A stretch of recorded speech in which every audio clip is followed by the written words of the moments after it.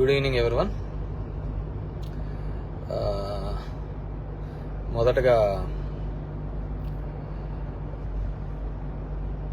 ఈరోజు వైఎస్ఆర్ కాంగ్రెస్ పార్టీ కోసము, నా కోసము పనిచేసిన ప్రతి ఒక్క కార్యకర్త, ప్రతి ఒక్క నాయకుడు, ప్రజలు అందరికీ కూడా పేరు పేరు ధన్యవాదాలు తెలియజేసుకుంటున్నాను. ఇట్స్ ఎ బిగ్ క్వశ్చన్ ఈ విధంగా. అండ్ గెలిచినటువంటి సత్యకుమార్ కూడా ధన్యవాదాలు తెలియజేసుకుంటున్నాను. కంగ్రాచులేషన్స్. ఇట్స్ బిగ్ క్వశ్చన్ నాకు, అసలు ఎక్కడ ఏమి చేశాము అని. అంటే ఓవరాల్గా కూడా రాష్ట్ర ప్రభుత్వం కావచ్చు, నేను కావచ్చు, ఎప్పుడు కూడా పేదవాళ్ళకు అండగా ఉండాలా, పేదవాళ్ళకు తోడుగా ఉండాలని జగన్మోహన్ రెడ్డి గారు ఆలోచించారు. నేను అదే విధంగా ఆలోచించినాం. ఈ 5 years అయితే అసలుకు నేను ఎక్కడన్నా విజయవాడ అలాంటి ప్రాంతాలకు పోయి రాత్రి 2 గంటలకు వచ్చినా కానీ మళ్ళీ పొద్దున్నే 7 గంటలకల్లా లేచి ఇంటింటికి వెళ్ళి తిరగడం జరిగింది. వెల్ఫేర్తో పాటు డెవలప్మెంట్ చేయడం జరిగింది. అన్నీ చేసినాం. కేవలం 2 నెలల్లో వచ్చి అసలు అతను ఎవరో తెలియదు, పాడు తెలియదు. ఎక్కడైనా పోయి మామూలుగా జనరల్గా పోయి కూర్చొని నిలవన్నా కానీ ఎవరు జనాలు కనుక్కోలేరు. దీంట్లో మరి ఐ ఫీల్ రియల్లీ సాడ్, బాధ అనిపించేస్తుంది నిజంగా. ఎందుకంటే అరే ఏంది మనం ఇంత కష్టపడి, మగ్గమ్మ వాళ్ళు సూసైడ్ చేసుకుంటే ఎంటబడి భిక్షాటం చేసి డబ్బులు ఇచ్చినాము, నీళ్లు లేక అల్లాడిపోతుంటే తాగునీళ్ళు ఇచ్చినాము, రోడ్లు లేదంటే రోడ్లు ఇచ్చినాము, ఎన్ని కావాలన్నీ చేసినాము. So I feel really very bad. So నిజాయితీగా ఉంటే సరిపోదు, కేవలం అబద్ధాల మీదే బతుకుతేనే బాగుంటుందనే ఆలోచన ఉందేమో తెలియదు. కానీ మనం అది ఆడలేకపోయినాం. ప్రతిసారి కూడా ఇంటికి వచ్చిన ఎవరికే కానీ ఇబ్బంది పెట్టకూడదు, న్యాయం చేయాలనే ఒక ఆలోచన ధోరణితోనే పనిచేసుకుంటూ రావడం జరిగింది. కానీ దురదృష్టం, అదే జగన్మోహన్ రెడ్డి కూడా అంతే. మొట్టమొదటిసారి ఒక నాయకుడు పేదవాళ్ళకు మేలు జరగాలి అని ఆలోచించాడు. మేబీ సంక్షేమం ఎక్కువగా చేసి ఉండొచ్చు, ఎప్పుడు లేనంత. అంత మాత్రాన అభివృద్ధి జరగలేదు అనేది మాత్రం అబద్ధమే కదా. మీ గ్రామాల్లో ఉన్న సచివాలయాలు కావచ్చు, హాస్పిటల్స్ కావచ్చు, అసలు అవినీతి లేకుండా జరగడం ఏంది. ఇంతకుముందు ఏ విధంగా ఉండేది, ఇప్పుడు ఏ విధంగా ఉండేది, వాటిని కూడా చూడలేకపోవడము దురదృష్టకరమే అనుకోవాలి. సో ఏదేమైనప్పటికీ కూడా నేను దగ్గర ఒక పోస్టల్ బ్యాలెట్తో చూసుకుంటే 2600 ఎంతతో ఓడిపోవడం జరిగింది. ధర్మవరం పట్టణంలోనే ఎప్పుడు నేను నిరంతరము ఎప్పుడు అందుబాటులోనే ఉంటాను. అయినా కానీ తెలుసు మరి ఏమి వాళ్ళకు నచ్చిందో, కొత్తగా వచ్చింది, ఏమి నన్ను ద్వేషించినారో. ఏదైనప్పటికీ కూడా ఇది ఏ రాజకీయ పార్టీకైనా ఇది ఒక గుణపాఠం లాగానే. ఎందుకంటే ఇంతకుముందు జగన్ రెడ్డి గారు ప్రెస్ మీట్లో చెప్పినట్టు అంతమందికి ఒక మేనిఫెస్టో చెప్పి ఆ మేనిఫెస్టోలో 99% చెయ్యాలి అనే ఆలోచన. ఎందుకంటే ఇంతకుముందు చెప్పిన వాళ్ళందరూ మర్చిపోయేవాళ్ళు, పక్కన పడేసేవాళ్ళు. సో దానికి కన్నుంచావు చాలా ఉన్నాయని చెప్పి అబద్ధాలు అనే దానిల మీద ఈ టైటిలింగ్ యాక్ట్ అంటారు, ల్యాండ్ టైటిలింగ్ యాక్ట్ అంటారు, ఇది అంటారు. అరే కొద్దిగా కామన్ సెన్స్గా ఆలోచించారు. గవర్నమెంట్ ఇచ్చిన ఇంటి పట్టాలకే రిజిస్ట్రేషన్ డాక్యుమెంట్లు ఇచ్చినాడు. గవర్నమెంట్ ఇచ్చిన ఇంటి పట్టాలకే రిజిస్ట్రేషన్ డాక్యుమెంట్ ఇచ్చినాడు. అది కూడా మాట్లాడితే ఎట్లా? గవర్నమెంట్ ల్యాండ్లకే రిజిస్ట్రేషన్ చేపించి ఒరిజినల్ పత్రాలు ఇచ్చినాడు. మీ భూములు జగన్ రెడ్డి తీసుకుంటాడంటే ఎలా నమ్మగలిగిన? అది ఒక కారణం అయ్యింటే అది ఎలా నమ్మగలిగినారో ఏమో కానీ అర్థం కావట్లే. సో చూద్దాం. ఇప్పుడు చంద్రబాబు నాయుడు తన అనుభవంతో సంపద సృష్టించాడు. ఏ రోజు సంపద సృష్టించినాడో కూడా తెలియదు. ఆయన ఇంతవరకు ఎప్పుడు సంపద సృష్టించినది, ఎప్పుడు అప్పులు పెట్టిపోయినాడే తప్ప 14 సంవత్సరాలుగా ముఖ్యమంత్రిగా ఉన్నప్పుడు సంపద ఎప్పుడు సృష్టించలేదన్నమాట. సో సంపద సృష్టిస్తాడన్నాడు. ఎప్పుడూ లేని విధంగా సచివాలయంలో 1,50,000 జాబ్స్ ఇప్పించడం జరిగింది. ఇవన్నీ కూడా ఇక్కడ క్యాలిక్యులేషన్లోకి రాలేదు.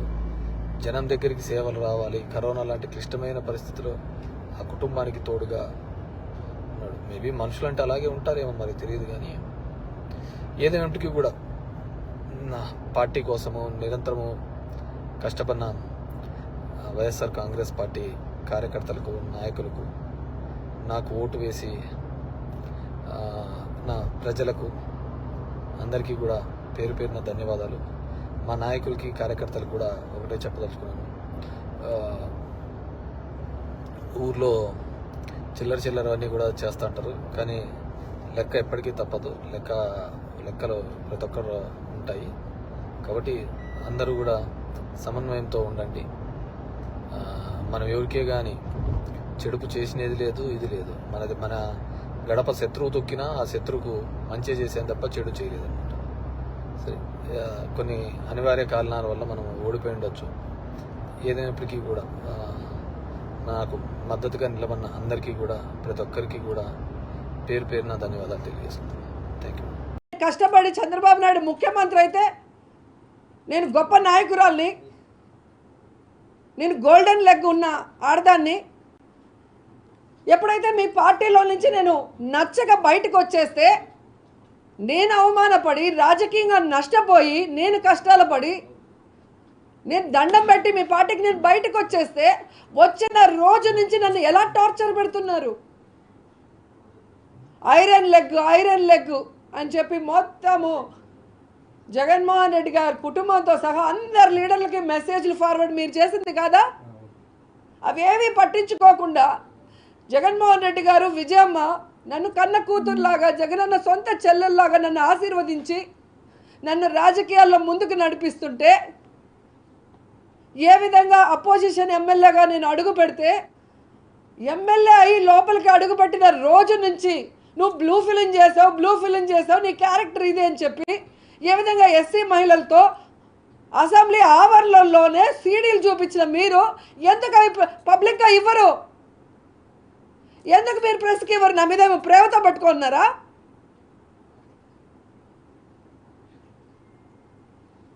ఈరోజు సుప్రీంకోర్టులే ఆర్డర్ ఇచ్చినాయి, ఆడదానికి నచ్చినట్టు బతకమని. మీరెవరు అడగటానికి అంటున్నా.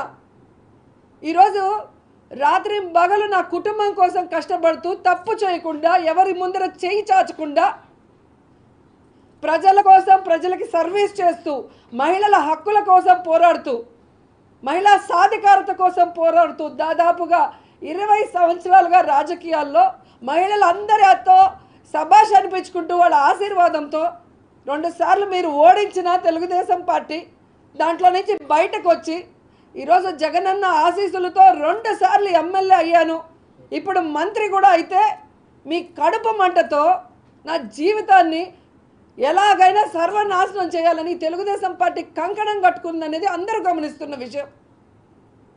నేను సూటిగా ఈరోజు అడుగుతున్నా తెలుగుదేశం పార్టీని, మీ పార్టీ కోసం ప్రచారం చేసిన సినిమా ఆర్టిస్టులందరినీ కూడా ఇలాగే మాట్లాడతారా? రికార్డింగ్ డాన్సులు చేసుకునే వాళ్ళు, బ్లూ ఫిల్మ్లో యాక్ట్ చేసేవాళ్ళు, లాడ్జిల్లో పనుకునే వాళ్ళని. ఈరోజు మీ పార్టీలో ఎన్టీఆర్ గారు స్థాపించిన పార్టీ అనే జయసుధ గారైనా, జయప్రద గారైనా, శారద గారైనా, దివ్యవాణి అయినా, కవిత అయినా, ఎవరైనా కూడా వచ్చారు. కానీ మీరు చేస్తున్న అసహ్యమైన పనులు, మహిళల్ని ఎంత చీపుగా ఒక ఆట వస్తువుగా చూసే మీ విధానం, మహిళల్ని ఏ విధంగా ప్రచారానికి వాడుకొని ఆ తర్వాత వాళ్ళు రాజకీయంగా ఎదగాలంటే వాళ్ళని తొక్కేసే విధానం చూసి అందరూ బయటికి వెళ్ళిపోతున్నారు. ఎందుకు ఈరోజు ఒక్కరు కూడా మీ పార్టీలో మహిళలు లేకుండా వెళ్ళిపోతున్నారో ఒకసారి మీ మనస్సాక్షిని అడిగితే మీకే అర్థమవుతుంది.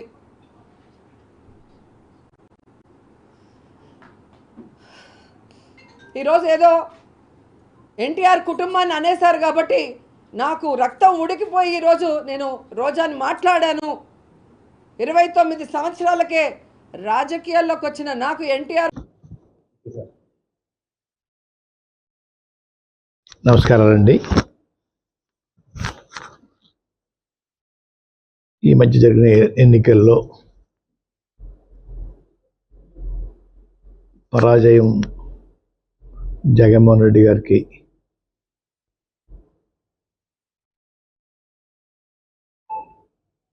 వచ్చింది.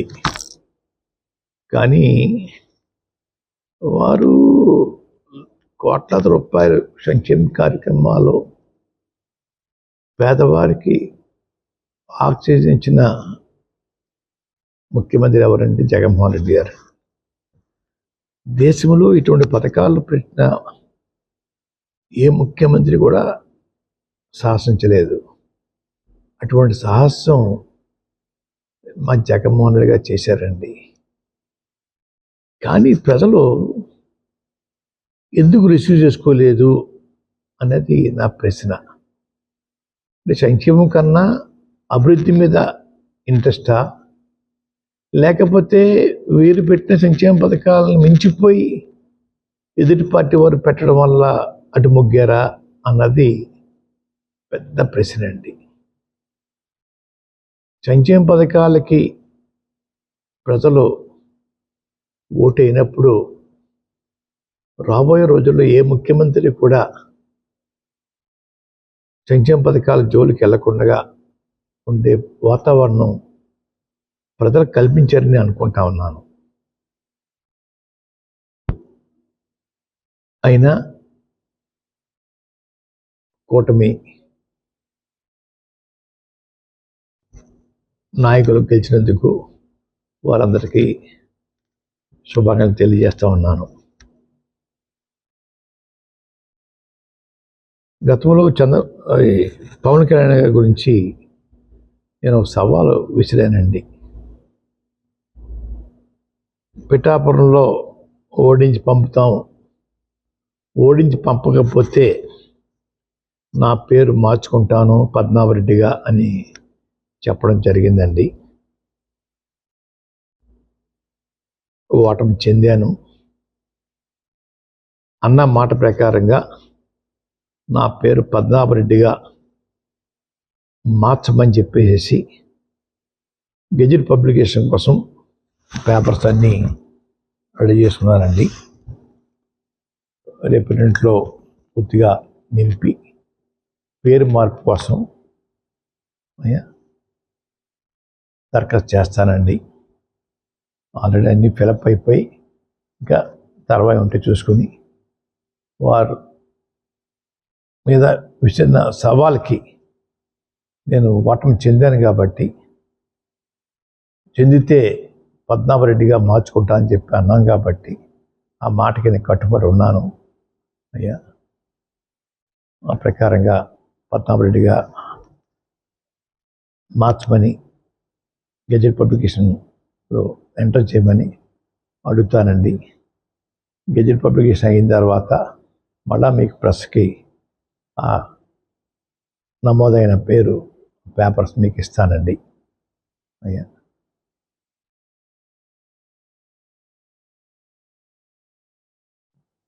మాటికి ప్రతి ఒక్కరూ ఉప్మా పద్మనాభం అంటున్నారండి.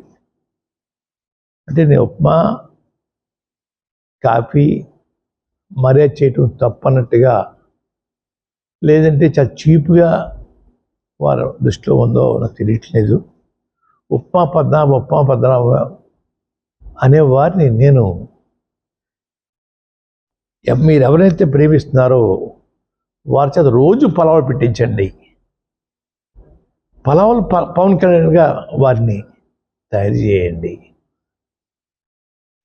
అంతేగాని నన్ను మాటికి ఉప్మా పద్మనాభం అని అవమానించాలని ప్రయత్నం చేస్తూ ఉన్నారు. మా తండ్రిగా తాతగా దగ్గరించి కూడా ఇంటికి వచ్చిన వారికి మర్యాద చేయటం మాకు అలవాటు. ఆ అలవాటుని తప్పుగా మీరు బోతలు చూపిస్తూ ఉన్నారు.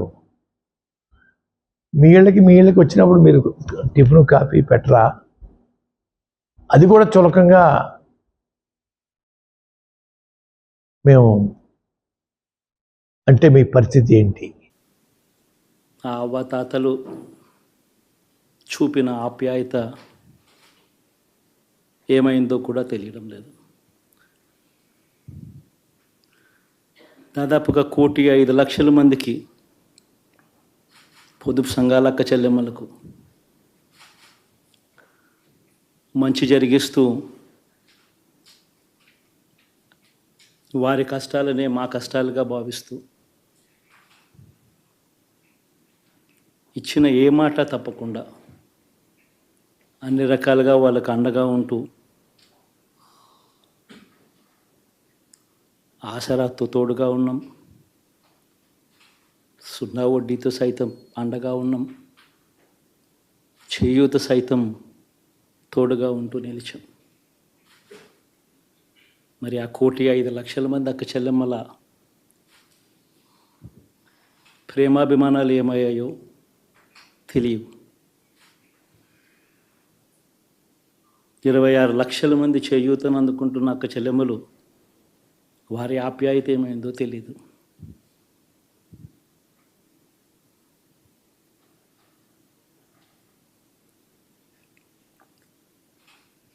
పిల్లల చదువుల కోసం ఏ తల్లి ఏ తండ్రి ఇబ్బంది పడకూడదు అని మొట్టమొదటిసారిగా పూర్తి ఫీజులు ఇస్తూ తీసుకొచ్చి అందగా నిలిచాం. చదువుల్లో ఎప్పుడూ చూడని మార్పులు తీసుకొచ్చాం. దాదాపుగా 12 లక్షలు మందికి సంవత్సరానికి మంచి జరిగిస్తూ ఆ పిల్లలు ఆ తల్లుల అభిమానం ఏమైందో కూడా తెలియదు.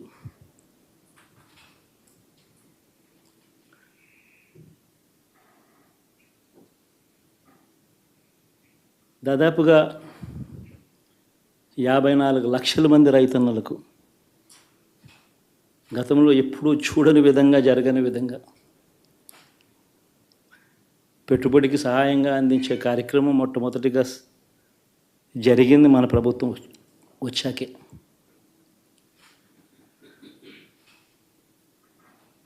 మరి అంతగా రైతన్నలకు తోడుగా ఉంటూ రైతన్నలకు రైతు భరోసా ఇవ్వడం కానీ,